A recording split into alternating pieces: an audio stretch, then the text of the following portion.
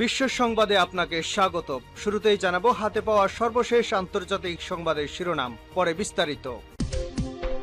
Israel ফিলিস্তিন পুরোদমে যুদ্ধ চলছে, আর এই যুদ্ধের সর্বশেষ আন্তর্জাতিক গুরুত্বপূর্ণ আপডেট সংবাদ জানিয়ে দিব। শুরুতেই থাকবে অত্যন্ত গুরুত্বপূর্ণ সংবাদ। আলহামদুলিল্লাহ, পশ্চিমা বিশ্বকে একসঙ্গে গিলে ফেলবে রাশিয়া, বললেন পুতিনের মিত্র অরবান।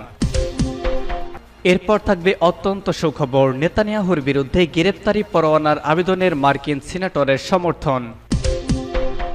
আরও জানিয়ে দিব ইসরায়েলের আরও 3 জিম্মির মরদেহ উদ্ধার। এরপর থাকবে রাশিয়া ইউক্রেন যুদ্ধের সর্বশেষ তথ্য, রাশিয়ার ক্ষেপণাস্ত্র হামলায় খার্কিভে নিহত 7। এবং সর্বশেষ জানাবো ভয়াবহ গরম তাপপ্রবাহ, পাকিস্তানে বন্ধ হচ্ছে একের পর এক স্কুল। পশ্চিমা বিশ্বকে একসঙ্গে গিলে ফেলবে না রাশিয়া, বললেন পুতিনের মিত্র অরবান। পশ্চিমা সামরিক জোট ন্যাটোর কোন সদস্য দেশের উপর রাশিয়া হামলা চালাবে এমন আশঙ্কা ভিত্তিহীন। 3 বছরে ইউক্রেন যুদ্ধে তাদের সক্ষমতার সীমাবদ্ধতার বিষয়টি সামনে চলে এসেছে।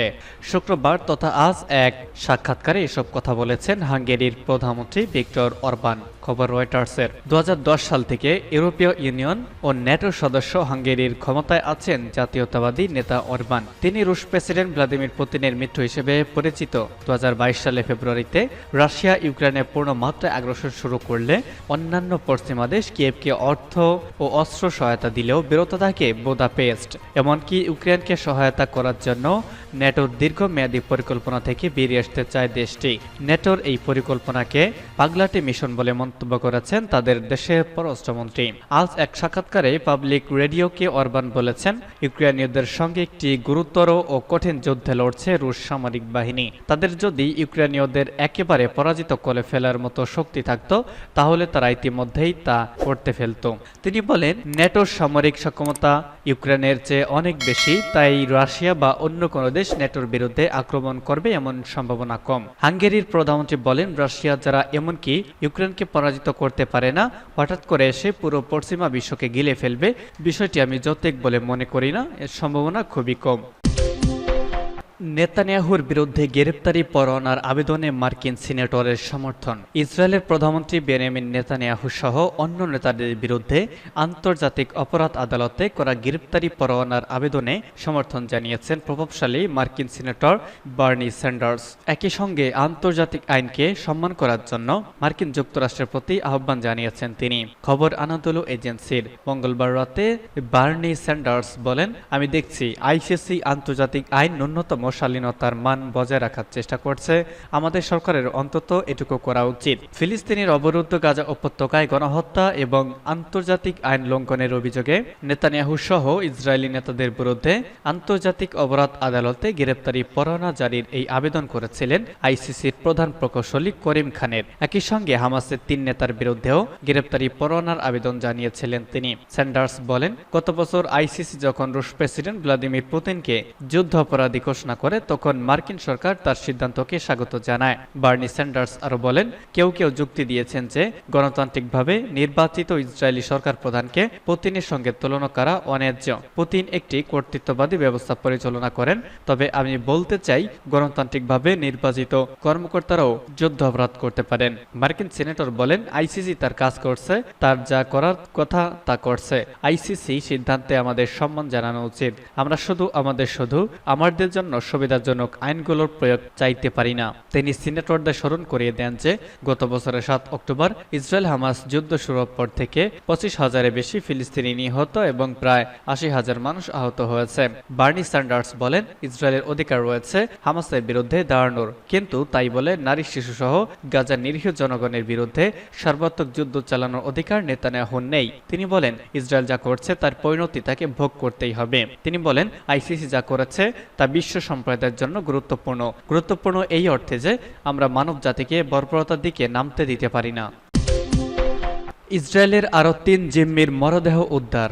ইসরায়েলের আরও 3 জিম্মির মরদেহ গাজা থেকে উদ্ধার করা হয়েছে, ইসরায়েল প্রতিরক্ষা বাহিনী আইডিএফ। খবর বিবিসি জানিয়েছে। 7 অক্টোবর ইসরায়েলে হামলা চালায় ফিলিস্তিনি সশস্ত্র গোষ্ঠী হামাস। এতে প্রায় 1200 ইসরায়েলি প্রাণ হারায়। হামাস হামলার পাশাপাশি 252 জনকে জিম্মি করে গাজায় নিয়ে যায়। তাদের মধ্যে মরদেহ পাওয়া যায় এই 3 জিম্মিও ছিলেন। তারা হলেন হানান ইয়াবলনকা, মিশেল নেসেনবাউম ও ওরিয়ন হার্নান্দেজ।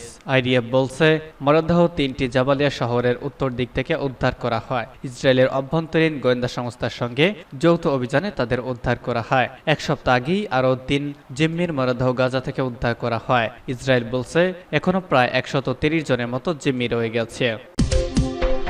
রাশিয়ার ক্ষেপণাস্ত্র হামলায় খার্কিভে নিহত 7। রুশ বাহিনী ক্ষেপণাস্ত্র হামলা চালিয়েছে ইউক্রেনের উত্তর পূর্বাঞ্চলে শহর খার্কিভে।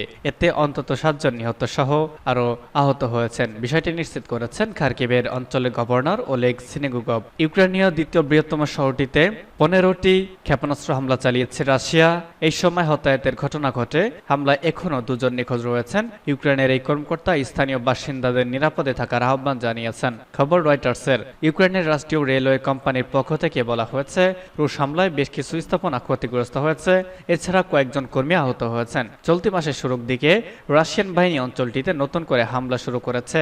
সিনেগুগভ বলেছেন পেলেতিনিভকা ও ভভকোসান্স্ক শহরের কাছে লড়াই চলছে। সামাজিক যোগাযোগ মাধ্যম এক্সে তিনি বলেন এই দুর্বলতা আমাদের না বিশ্বের, যারা 3 বছর ধরে সন্ত্রাসীদের সঙ্গে তাদের প্রাপ্য অনুযায়ী মোকাবেলা করার সাহস করেনি। এই হামলার বিষয়ে ইউক্রেনের প্রেসিডেন্ট ভলোদিমির জেলেনস্কি বলেন এই হামলা বোঝাচ্ছে আমাদের আকাশ প্রতিরক্ষা ব্যবস্থার যে অভাব, যারই ফায়দা নিচ্ছে রাশিয়া। ভয়াবহ গরম তাপপ্রবাহ। পাকিস্তানে বন্ধ হচ্ছে একের পর এক স্কুল। অস্বাভাবিক গরম তাপপ্রবাহের কারণে পাকিস্তানের 4 প্রদেশ ও 3 কেন্দ্রশাসিত অঞ্চলের প্রশাসন স্কুলগুলোর নিয়মিত ক্লাস কার্যক্রম স্থগিত রাখার নির্দেশ দিতে বাধ্য হচ্ছে।